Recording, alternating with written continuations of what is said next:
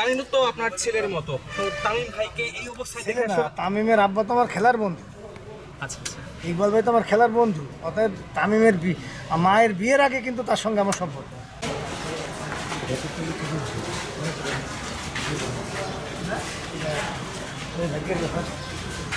আদি চলে আসবো আমি।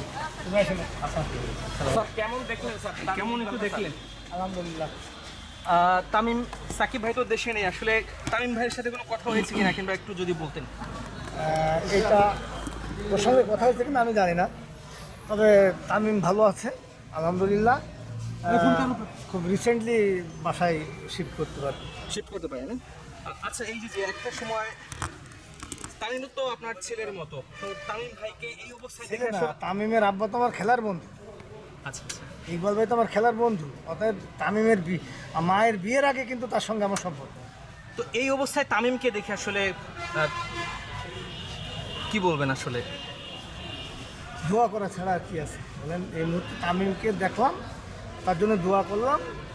আমি গতকালকেও নামাজ পড়ে দোয়া করছি, আমি দোয়া করি। আর হোক, ভালো থাকে। একটু আন্টি আপনার সাথে একটু যদি বলতেন আসলে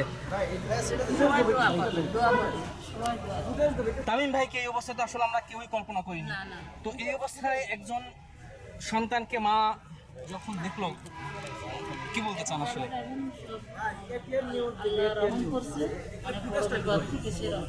এখন সবাই দোয়া করেন, ইনশাআল্লাহ ভালো হয়ে যাবে।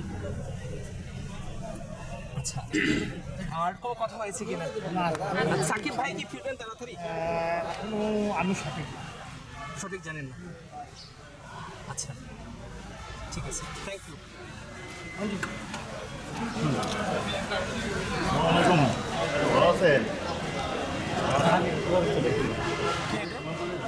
সাকিবের বাবা মা ভালো আছেন না?